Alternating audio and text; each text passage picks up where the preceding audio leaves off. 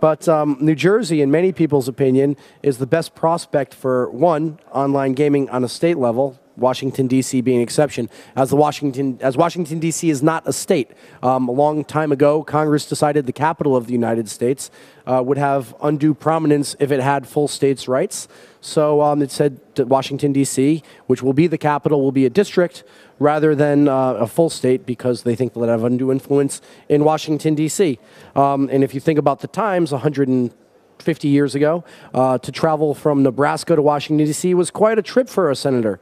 So you can imagine being right there in the center of power, you would have undue influence. But again, going back to the states, we have New Jersey as the best bet for two interesting developments in iGaming. One, the legislation of iGaming, which Nelson predicts might be voted on in 2012. Joe may have a different opinion.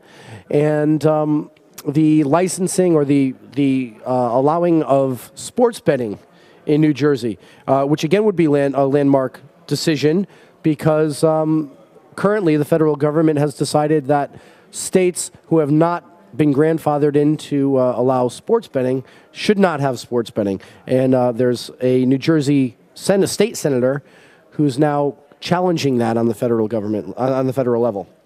To my right is Joe Brennan. He's the chairman of IMEGA.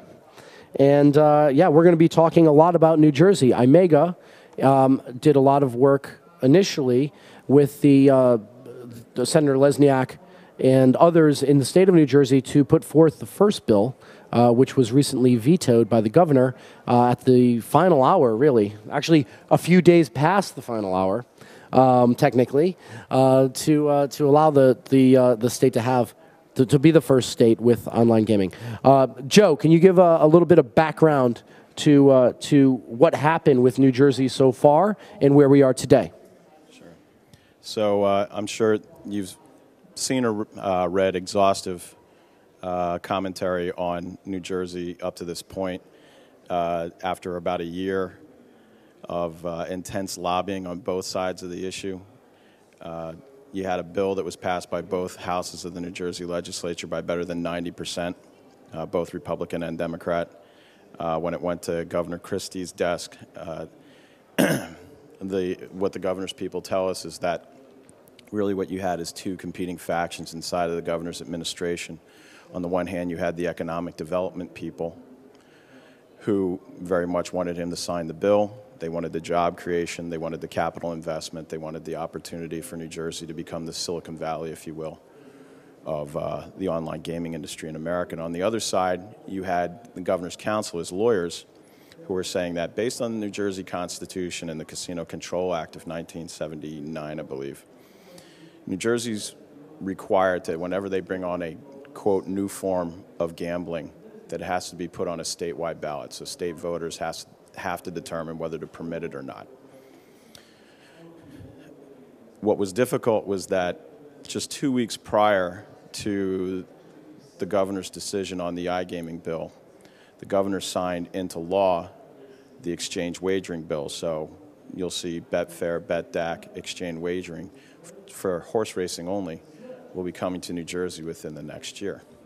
Now, betting online on horse racing in New Jersey was a franchise that was created by the state legislature. It was not voted on by the state's voters.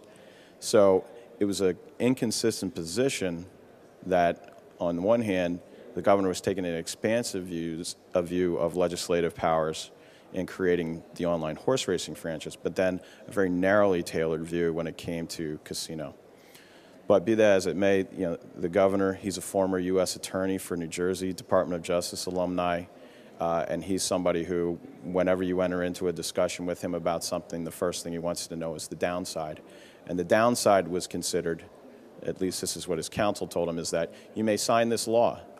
You are within your rights to do that, and the legislature is right. They have enough legislative findings, enough constitutional experts to say this is something the legislature could do. But on the flip side of that, somebody could file a lawsuit and you could spend the next 3 to 5 years in court arguing about the constitutionality of this. And in the meantime, other states may pass you by, the federal government may pass you by. You'll sign the law, you'll get all the downside, you'll get none of the benefits. So In the 11th hour, the governor decided to play it safe, and he said, you know, he wants iGaming to come to New Jersey. He very much wants the jobs. He wants the investment, but he thinks that it has to be put before the state's voters. So, surprise, surprise, a U.S. governor wants to have it both ways. He wants to be for something while being against something, but being for something. He was lobbied very hard by certain casino interests, which I've made a New Year's resolution to not continually name in everything I do. I pay lobbyists to go to conferences and beat up on them, but suffice it to say, a lot of the Nevada companies do not want to see any movement at the state level because they think that it creates a negative pull in Washington for any kind of federal bill that may be in the offing down there. So, right now, this coming November, one thing is guaranteed, and that is New Jersey voters will be voting on a referendum to permit sports betting, as Michael said. The question now becomes, do they also put a referendum bill up for iGaming? The governor has indicated that he wants to do it. Senator Lesniak and his co-sponsors have indicated that they want to do it. The problem that we have is this has fallen down on the list of legislative priorities here right now, as New Jersey is in the middle of a $10 billion shortfall in the state budget right now. And they've had a couple of financial emergencies where literally they are in emergency mode, a crash program to try and keep the state's financial engine running. So the governor keeps asking us to the table, but then when we get to the table, he says, oh, I got to go handle our bond rating or something like that, or we have a fire to put out here with the teachers or the police unions or something like that. So the difficulty that we have is it can be done quickly. We know that the votes are there. The legislature has indicated that they will pass this overwhelmingly. But Senator Lesniak has also indicated that he's not going to introduce the bill until he's had the complete sign-off from the governor and the governor's council on the language inside the bill. That's something that the governor and Senator Lesniak agreed to immediately following the veto. And it's something that there's already been some preliminary work, but we're running up against a mandated deadline. Anything that's going to appear on the statewide ballot has to be passed and approved a minimum of 90 days prior to the vote so that it can have a public listing period. And we're getting close. I believe it's the end of June will be the June 30th will be the final date for being able to list it on this year's ballot. So this is obviously a interactive session. So if anyone has a question at any point, feel free to raise your hand. If you have a question now, I'll be happy to give you the microphone. Just to clarify a couple of points, the issue of constitutionality. I guess, yeah, the issue of constitutionality in New Jersey that was in question was as to whether internet gaming could be offered throughout the entire state, whereas in the state constitution, I believe any kind of gaming is limited to the area of Atlantic City, so the county of Atlantic City. Is that the issue? The Casino Control Act says that any casino gambling would be limited to the territorial limits of Atlantic City. So the way that the bill was originally crafted by Senator Lesniak and his staff was because there is no universal standard in the United States as to location when it comes to e-commerce. Is it when a transaction is made, is it at the site of the buyer? Is it at the site of the supplier? Where is the transaction taking place? And there's no settled precedent. As a matter of fact, the Department of Justice, for instance, will choose one or the other side of that argument based on whatever suits their immediate needs and whatever it is that they're working on. But it was fully within New Jersey's legislature's power to make that determination, to establish a precedent, codify it in law. So what they chose to do was say that, okay, well, the servers need to be located within the territorial limits of Atlantic City to satisfy that part of the Casino Control Act. Now, this is where the governor and his council got a little frisky in their veto memo. Rather than just saying that they disagreed with it, the governor's council decided to wax poetic a little, and they referred to it as a, quote, legal fiction to say that by locating the servers in Atlantic City that you satisfied the constitutional requirements. Now, that's debatable. We certainly spent we didn't just show up on the State House steps having just, fallen off the turnip cart on the way to Politicalville that week. We had ample research on this, and we had lined up any number of constitutional experts. As a matter of fact, Michael Libinati, who's at Temple University Law School in Philadelphia, he's probably the United States' leading expert on state legislatures and state constitutions. And he looked at this issue for us, and he came down on the side of this is something that would be permissible, not only for the legislature to act in this way, but to create this standard.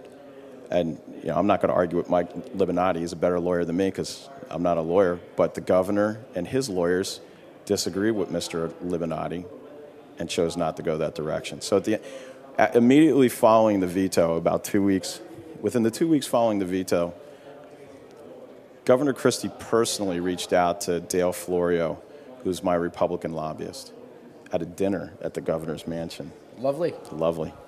I did not get the invite, but Dale did. And Dale indicated that we were it was the governor who raised the issue of internet gambling, and he wanted to know what we were doing. And Dale, at that time, pretty much knew that what I was doing is I was basically trying to cool off in my office in Washington, D.C. And the governor said to Dale directly, we want to do this. We want to find a way if there's a way that we can find that doesn't require a referendum, we want to do it. But they've been a little less than proactive in trying to find that way, trying to find the right language, trying to find the right process with us. So in the end, we just put them on the spot and said, what you really want is, you just want this to go to referendum, but you want us to be the ones to say it. And essentially paraphrasing, and that's correct, because the governor's balancing a couple of constituencies here. Most importantly, the existing Atlantic City casinos, who want to make sure that however this is done, it's done correctly, and that they're the ones who are going to eventually have the franchise to operate this in the state of New Jersey. Now, there's an interestingly, then that particular bill will automatically become law. So the governor was on a deadline to pass this thing. Prior to that, because of that fixed timetable, prior to that deadline coming, the national and the regional press really got behind this story. We found that there was huge popular support for the legislation of iGaming in the state of New Jersey. The New York Times supported it. Fox News, which is one of the biggest news outlets in the United States, supported it. And everyone got behind it because, like Joe said, not only is there some tax revenue that's to be gleaned from licensing and regulating internet gaming, and not only do you save the entire boardwalk and all the Atlantic City casinos, which are, as Nelson pointed out earlier, pretty much going down the toilet very quickly, but you create the Silicon Valley effect if you're the first state to offer internet gaming in the States, because, as again alluded to by Nelson, states will eventually have compacts between themselves to allow online gaming from one state to be consumed by people in another state following these state compacts. So the news press, the newspapers, and the television outlets really got behind this because they saw the great opportunity for job creation and for technical infrastructure creation in the state of New Jersey. Joe, you did a survey just prior to the governor's veto. What did you find as far as the population supporting this bill? So it's interesting that there are two polls that were done just prior to the governor's decision. One was by an entity called Public Mind, which is an institute at Fairleigh Dickinson University. Is Don Hoover still here from Resorts? Don from Resorts, he's a professor at Fairleigh Dickinson. He wasn't involved with the study, but he can tell you, if you meet him, he can tell you about their research group. But anyway, on the next panel. He will? Yeah. Why isn't he on this one? He knows more about New Jersey than I do. Don't tell anyone. But so when Public Mind did it, they essentially asked what amounted to almost a single question in New Jersey residents, and it was, do you approve of iGaming, internet gambling? And when it was phrased like that, they saw that it was a 2-to-1 against. Okay. However, when we did our polling, and being the crafty little buggers that we are, we used Governor Christie's own pollster to do this. He went through and he said that, the paraphrasing, there was actually 2 questions. One, are you aware that New Jersey already offers gambling on the internet for horse racing? And then the second question was, do you think people should have, or do you think that the state should be allowed to offer internet gambling to people who want to participate? When the questions were asked that way, it was actually a complete 180. It went to 2-to-1 in favor. And then when you started, excuse me, when you started asking questions about, should this be allowed to revitalize Atlantic City, create jobs, the numbers went even higher. So there's a lot of, we think that there's a good floor of support, almost at least 2-to-1 in favor of this legislation. And for the sports betting vote that's going to happen this November, it's a similar margin. Already, without doing any kind of campaigning behind this, polling suggests that there's a 2-to-1 margin in favor of passing the sports betting legislation. The trick, though, here is getting voter turnout and increasing voter awareness that the issue is even on the ballot. This statewide ballot it's a state election. It's not a national election, so it's going to have lower turnout, and the crowd tends to be older, which means that the margins for iGaming and sports would tend to be narrower. For sports, it's still a winning margin. For iGaming, it remains to be seen. It gets tighter as you go up the age chain, if you will.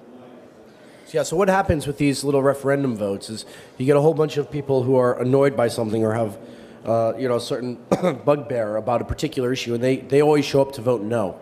So you've got this great massive exodus of people leaving their homes and going to say, no, we don't want any change. But the reality is, what they found in the polls, is that the good people of New Jersey actually do want this. But it's very hard to motivate them to go out and actually participate in the vote to actually get it done.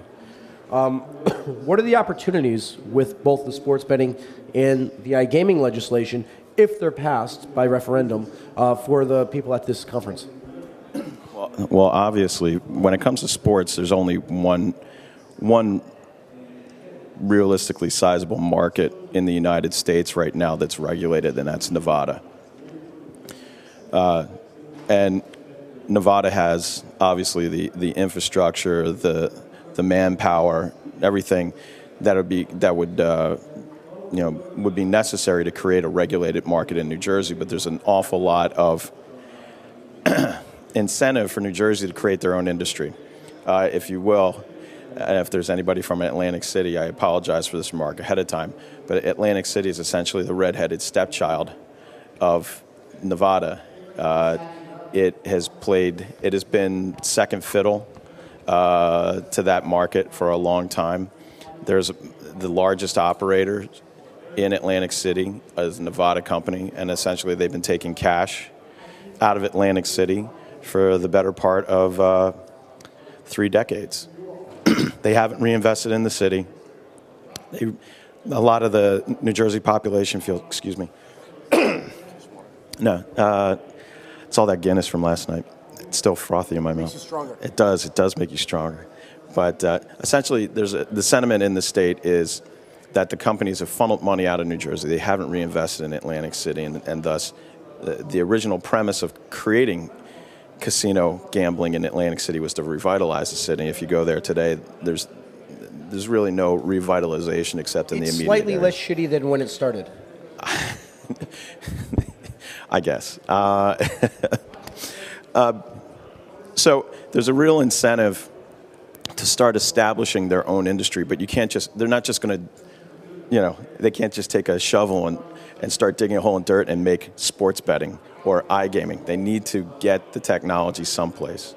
So obviously, if you're a European operator or a European supplier, the way that the legislation was written, particularly for iGaming, would be that the Atlantic City casinos would be the licensee, and that the opportunity for the existing industry would be as business-to-business suppliers, supplying software services to those casinos. Now, the intent is to actually encourage people to invest and headquarter in New Jersey, create New Jersey jobs, not to simply, a stone's throw from Gibraltar or the UK or wherever, supply New Jersey with software and services. That's simply not. I think if anybody knows the United States, they know that we want things our way, on our terms. But the benefit to that is that you have access to, the world's largest gambling market, arguably. It depends on where you stand on Asia. So, again and again, it comes back to, how can you participate in the United States if and when it opens up, either on a federal level or on a state level. And this is where I'm going to be highly critical of your industry right now, in that, and I'll use for example, when I was in London in January at the ICE show, and I was invited to participate on a panel. There was a satellite to the event with some analysts and with some executives from some of the gaming companies. And I was going through my little dog and pony show like I'm going through with you right now. And in the middle of it, a CEO of a mid-major online casino and bingo operator just stopped me dead in my tracks and he said, "All I want to know, Joe, is PokerStars and Phil Tilt, are they going to be able to get a license?" Now, obviously, that was January. Things are a little different right now. But the reason why I mention it is this, is we were talking about what the process was going to be, what the opportunity was. And all this guy wanted to know was, were certain companies going to be blocked out of the United States? And what I had to say to him was like, look, regardless of what you think about Full Tilt and PokerStars, up until 6 weeks ago, they represented half of the investment in Washington, D.C. when it came to lobbying on the behalf of a federal bill. They represented all of the investment in Nevada and lobbying for that state bill, and they've put seed money into Florida, California, and other places. Okay? They've not done anything in New Jersey. It must be me. I think so. And the reason why I mention this is this. If you're sitting around waiting for somebody to create the franchise for you, you're going to be waiting forever. There's so little participation. And I'm not saying this in a self-serving way. I'm not saying this because I'm on your way out today, I'm going to hit you up for a check for lobbying. I'm not going to. But however you do it, if you were really interested in opening up business in the U.S. market legally, whether at the federal level, state level, whatever it may be, you have to become more involved. You hear the 80-20 rule, where 80% of the work is done by 20% of the people in any given organization. This industry is lazier than that. I would say it's like the 95-5% rule. And so far, you've had a debate that's largely been guided by the poker companies on one side, and now Harrah's Caesar on the other. And most of you do not fall in between those two parties. They don't care if you're a smaller operator, if you're a sports book or a casino. They don't care about you. Their intent is to use the legislative process, the lobbying process to secure a franchise for themselves. Not for you, but for themselves. They want to own the market as close to a monopoly as the law will allow. So I've been coming to these conferences now for about 2 years, and everybody always asks, well, what's our opportunity? What's our opportunity? There's no free lunch on this. If you want an opportunity, and again, I'm not saying this in a self-serving way, asking you to join iMega or Poker Players Alliance or IGC or anything like that, but if you want an opportunity, you better start getting into the fight, because otherwise, when we get to the other side of this, and eventually there's going to be legalization and regulation in the United States. It's an inevitability. The market's too big. The customers are there. They want the activity. And up until now, they've gone through the highest barriers to entry in order to participate, and it's still a multi-billion-dollar-a-year industry in the United States. Eventually, people are going to give in to the disruption that this technology has created in the gaming market, and it's going to become accepted. And the question you got to ask yourself is, what side of that equation are you going to be on at that time?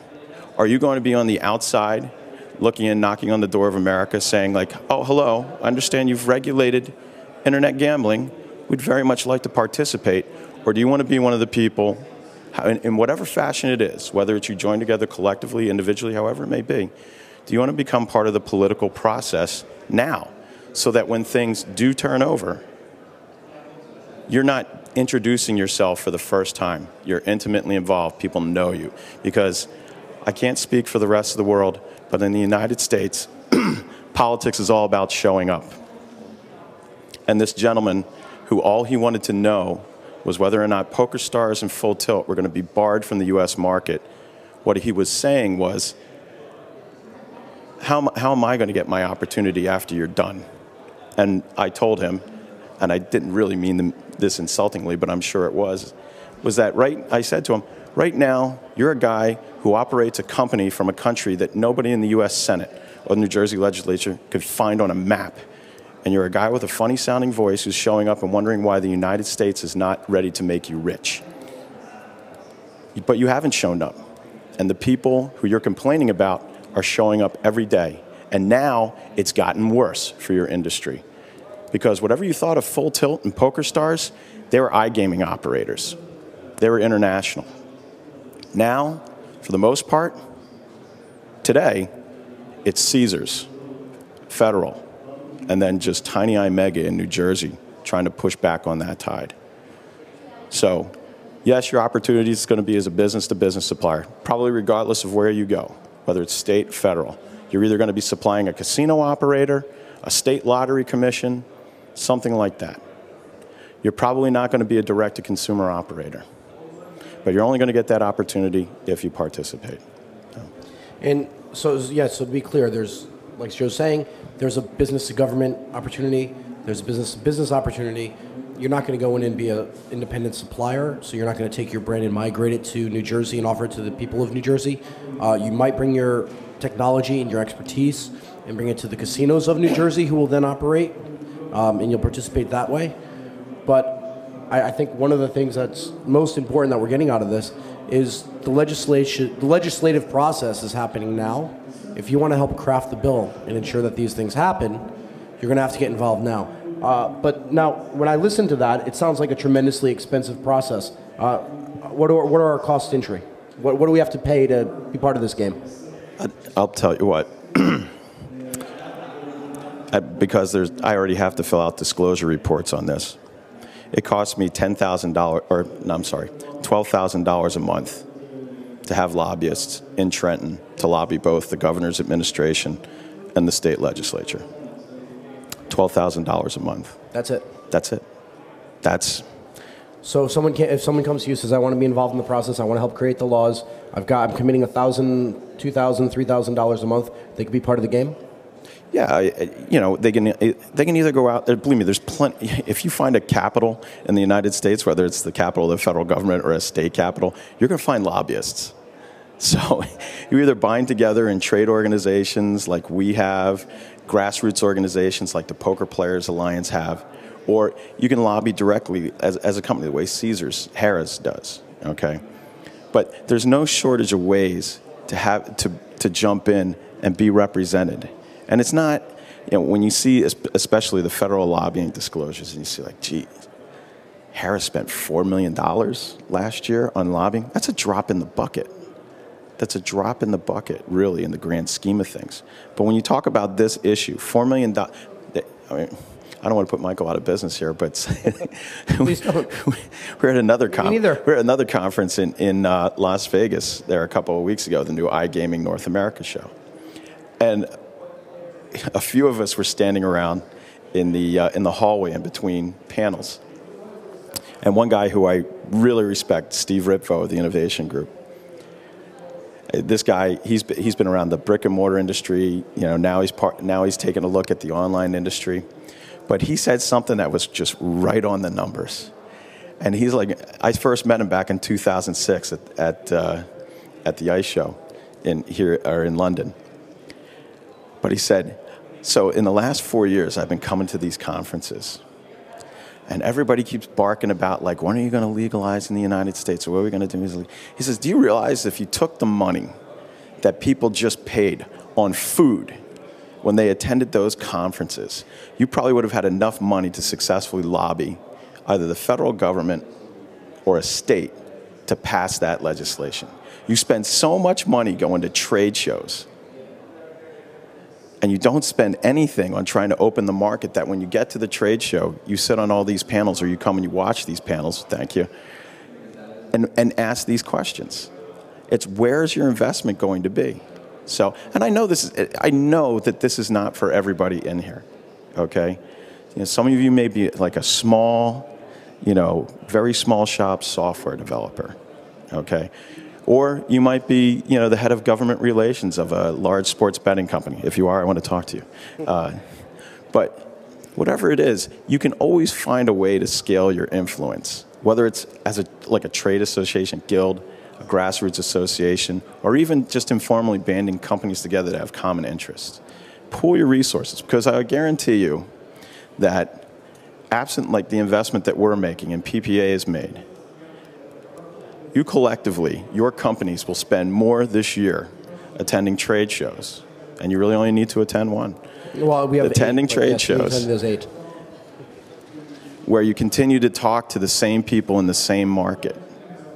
Okay, you have the most oversaturated online gambling market over here, and you keep talking to each other. But the market that you could open up, you have very low profile over there, if any profile whatsoever. So again, you don't have to go out and spend $4 million, but you have to spend something, because money is speech in American politics. So you can get involved pretty easily. Now, there's something else besides influencing how the legislation goes.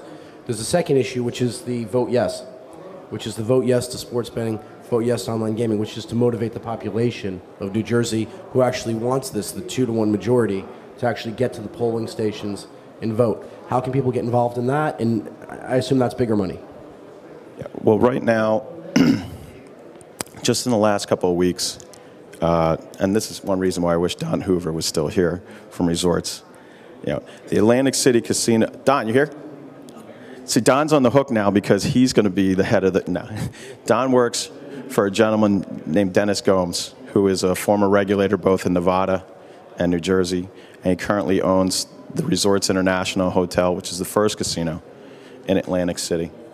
And we talked with Don and Aaron, who's Dennis's son, a couple weeks ago, and we said, look, we've gotten this as far as we can, IMEGA that is, and that we got the legislation to permit the vote pass, but now it's time for Atlantic City and the racing interests, who are going to be the direct beneficiaries of this, to step up and become really the face of this. And they agreed.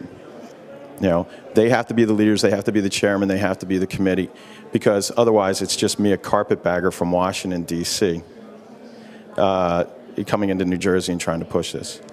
So they agreed, they want to step it up. So now we're going to be forming the Vote Yes effort, and it's an effort to, buy media, generate awareness, because that's really the big thing here. We don't have to go out there necessarily based on the polling numbers and convince people that voting on this is the proper thing to do. Already, without any kind of promotion, people in New Jersey on a consistent 2-to-1 basis over several years of polling have indicated that they want to approve sports betting.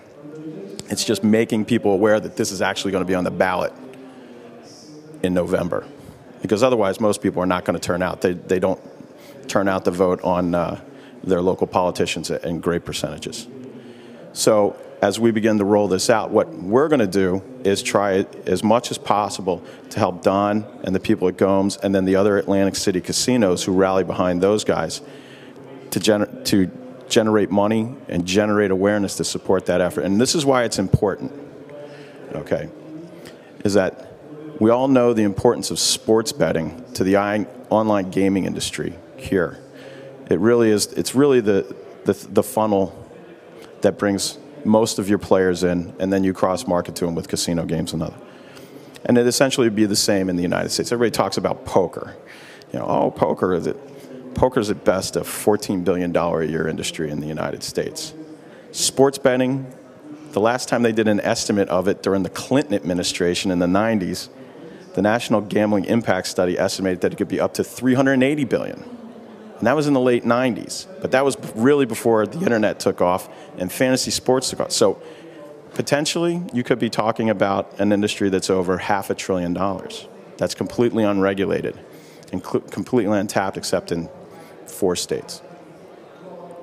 So the importance here is if New Jersey passes this, then you have the potential for unlocking, this pent-up demand at the state capitals for sports betting, for generating revenue through sports betting.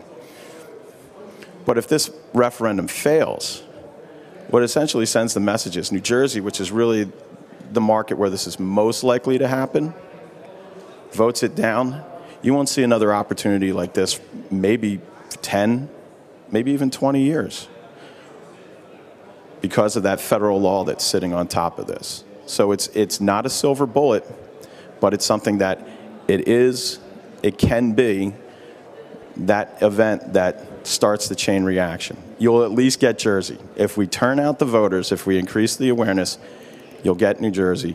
New Jersey will eventually have legal sports betting. And then all the states that surround it could potentially do it as well. Not as well as they'll do it at Resorts International, right, Don? But to be clear, it's literally in the voters' hands right now.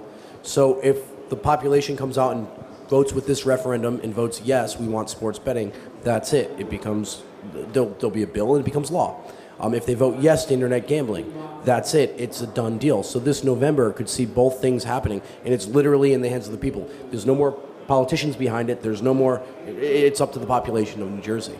So, it's real, it's here, it's on the table, and it's going to happen this November. The iGaming may get held for 1 year, according to Nelson, but we have no indication that it's going to be held off this year's ballot. But definitely sports betting is on the table this November. It will be decided, and whatever the population decides, that'll be it. So your opportunities to be a sports betting supplier, to supply personnel to sports betting companies, to supply technology, bandwidth, computer servers, screens, everything you need for that industry is right here, right now. If we could motivate the people of New Jersey to come out and vote yes. Do we have some questions from the audience? Yes.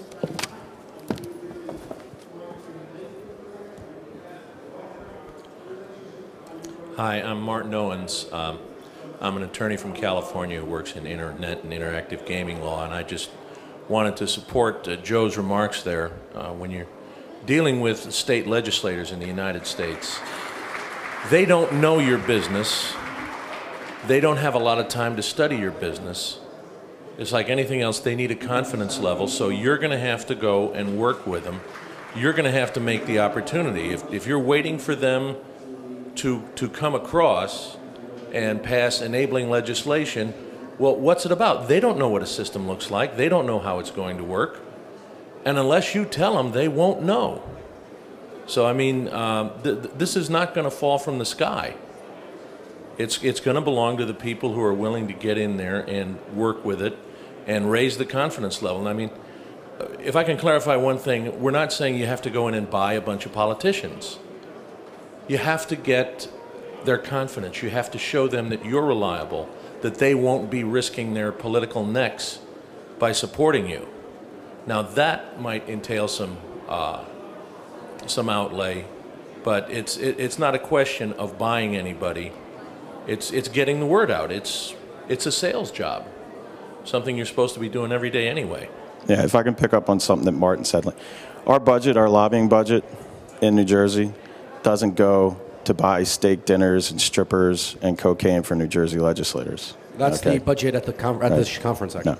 That's simply to have lobbyists who can then usher us around so that we can go and meet one-on-one with legislators, both in the leadership and going deep in both caucuses.